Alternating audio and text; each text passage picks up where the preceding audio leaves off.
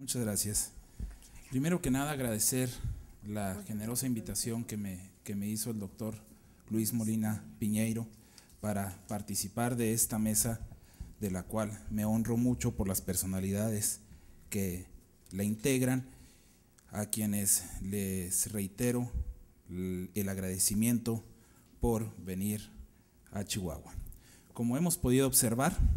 en México el problema central durante los 36 años siguientes a la independencia fue el federalismo, y con el objeto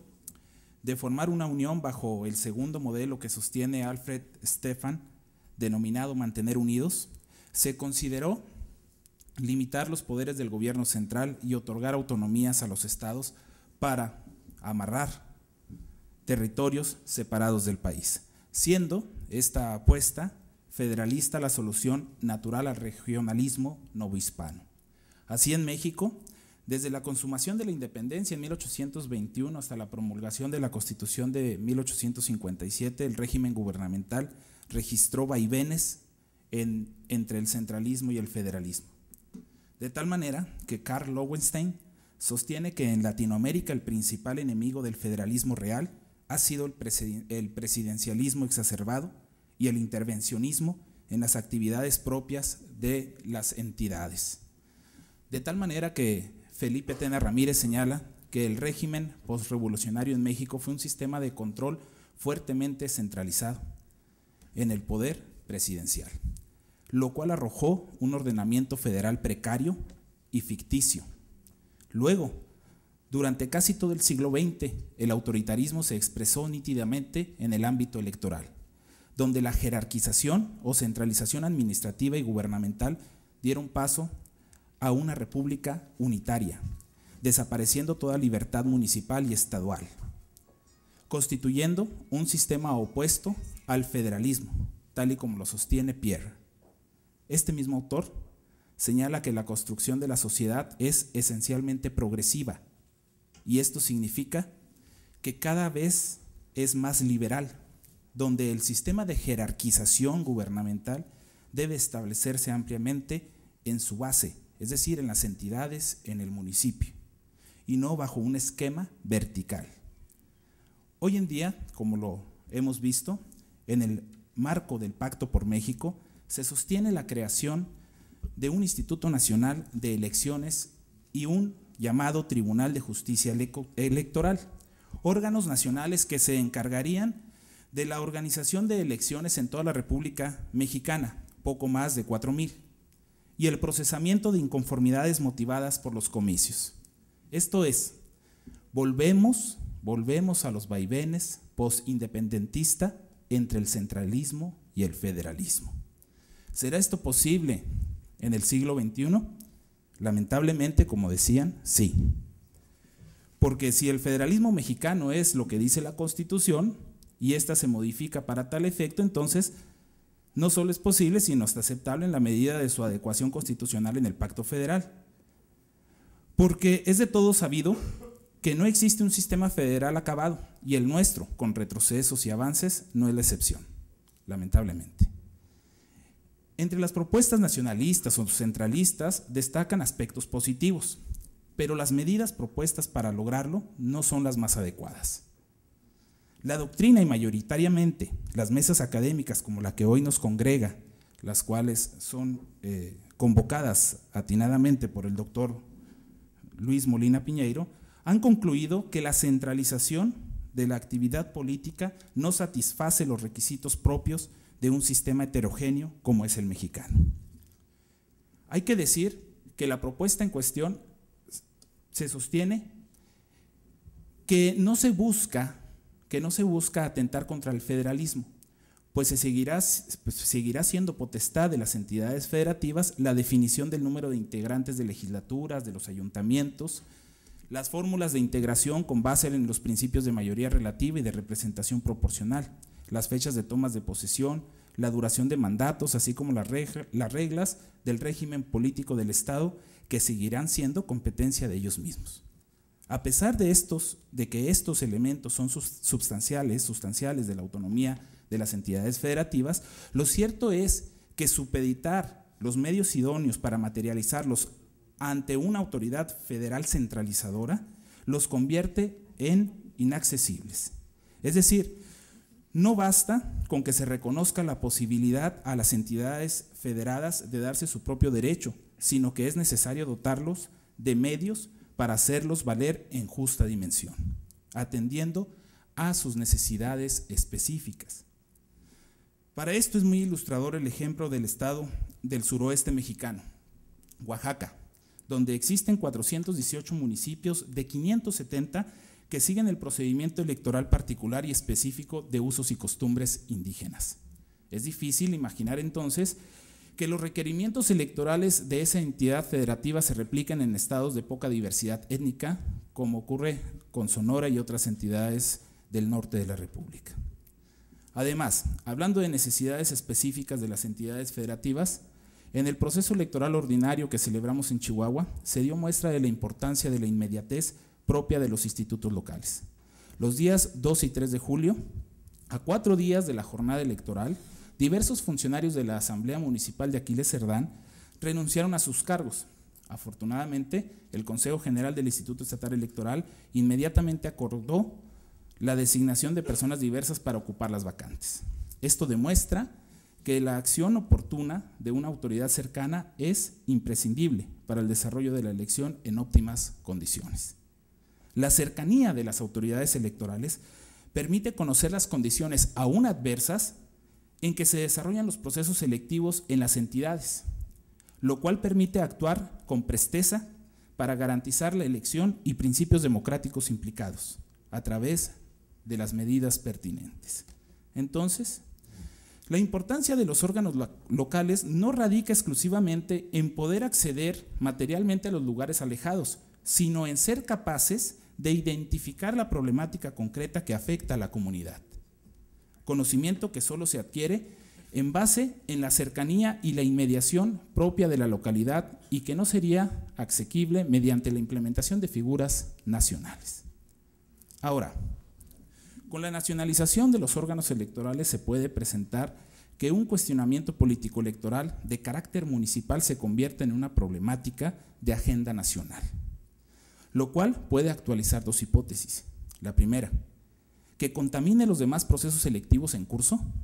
o la segunda, se desestime por intrascendente para la vida política nacional, o como dirían, por chaparro y orejón. Hay que recordar que el sistema federal obedece a la construcción multicultural profunda que opera en las naciones que lo utilizan, circunstancia que supone una política plural. La competencia natural que se da entre la existencia de diversos organismos del mismo nivel, es decir, entre los órganos locales de las entidades federativas, favorece el perfeccionamiento de las instituciones políticas, incluso las que corresponden al orden federal, pues permite la implementación de medidas novedosas que han sido antecedentes en políticas nacionales. Y tenemos ejemplos claros, como juicios orales, mecanismos de participación ciudadana, como es el referéndum, plebiscito, revocación de mandato, iniciativa popular, que por cierto se instituyeron por primera vez en el estado de Chihuahua en 1997. Lo mismo ocurrió con la credencial de elector en Baja California, entre otras. Así, las unidades federadas se convierten en laboratorios de innovación, entre comillas, que aportan elementos significativos para la consolidación de la vida democrática del país y que ahora, a pesar de su gran papel, se les pide accedan a entregar parte de su autonomía en el procesamiento de los cargos electivos. Por si fuera poco, recordemos que la alternancia en los cargos populares se ha dado con mayor frecuencia y constancia en las entidades federativas, de ida, de vuelta y de regreso, gracias a la participación de los institutos y tribunales locales. La pluralidad en la conformación de los congresos en las entidades, el caso de Chihuahua, donde están representadas las 7 fuerzas políticas nacionales, así como la alternancia, es originado por elecciones periódicas, libres y auténticas, ¿sí? que corresponde única y exclusivamente a los electores y no a quienes organizan las elecciones y mucho menos a los gobernantes en turno. Para el proceso electoral del 2012, el IFE requirió un presupuesto de 15,000 millones de pesos para todo el proceso federal. En Chihuahua se realizaron 11 elecciones, 9 diputados, una de senadores y otra de presidente de la República. La parte alícuota de esa cantidad para el Estado corresponde a 477,260,000 pesos, mientras que el proceso organizado por el Instituto Estatal Electoral en el 2013, en el que se organizaron 156 elecciones, 67 ayuntamientos, 67 sindicaturas, porque aquí está diferenciado, y 22 diputaciones de mayoría, se requirió un presupuesto de 370 millones de pesos. De manera tal que el IFE gastó por elección organizada en el estado de Chihuahua un promedio de 43,387,000 pesos, mientras que el instituto local necesitó de 2,371,000 pesos, es decir, solo el 5% del presupuesto utilizado por el IFE. Esto no quiere decir que sea caro o sea barato, solo que la democracia lo vale, porque sería más oneroso no contar con un seguro vehicular que en principio nos parecería de elevado costo, pero allá, cuando remotamente lo utilicemos, nos demos cuenta que realmente valió la pena. Lo evidente de esto es que el argumento de la reducción de recursos públicos con la creación de estos órganos centrales no es ni sería una realidad, pues además habría que considerar un rediseño estructural ampliado, lo que representa una derogación no contemplada en el discurso político. Sabemos que la eficiencia y la eficacia de las instituciones se mide con sus resultados. En el particular, el Tribunal Estatal Electoral de Chihuahua, con motivo del proceso 2013, le fueron confirmadas todas las sentencias emitidas, lo que implica que la instancia federal coincide y avala los criterios observados, así como la aplicación de la normativa vigente. Entonces, ¿dónde está la cooptación local con una efectividad del 100% de las resoluciones confirmadas? Por tanto, 20, 30 años transitados por el camino del federalismo electoral han demostrado buenos resultados. Así, es posible considerar vías alternas de solución, que lejos de avisorarse como una amenaza al sistema federal ideal, refuercen la descentralización administrativa y la creación de núcleos de acción que hagan aún más eficiente la función pública. Una propuesta concreta, pudiera yo señalar, serían los siguientes 3 puntos que voy a mencionar. Garantía de independencia en los cargos de consejero y magistrados electorales, que ya lo manejaba el consejero Marco Baños, mediante el establecimiento uniforme del proceso de designación de los funcionarios electorales por parte de las legislaturas locales, con un esquema mínimo establecido en el artículo 116 constitucional, con lo cual se transparente la designación y permita el acceso al cargo a aquellas personas con reglas sobre inamovilidad y permanencia de los funcionarios en el cargo por plazos similares a los establecidos en el ámbito federal, que van de 9 a 15 años, es decir, que lleguen las personas idóneas. Autonomía presupuestal de institutos y tribunales locales, donde es necesario que se considere el mejoramiento de las condiciones de carácter presupuestal y financiero de las instituciones electorales locales, mediante normas que impidan la modificación legislativa arbitraria de las propuestas presupuestarias de los órganos, pues con ello se merma el ejercicio independiente de la función pública. Y el tercero, no menos importante, es el establecimiento de procedimientos eficaces de responsabilidad de los funcionarios públicos electorales, mediante la implementación de mecanismos legales que impliquen desde una sanción económica hasta la destitución del cargo de aquellos funcionarios que desvíen el poder inherente al cargo, o incluso, de ser necesario, hasta la cárcel. Por tanto, estas 3 propuestas concretas resultan alternativas eficaces para el fin de consolidar instituciones democráticas, independientes, autónomas y profesionales en el ámbito local, y por ende al sistema democrático en México. Porque, parafraseando a Pierre, el gobierno en sentido amplio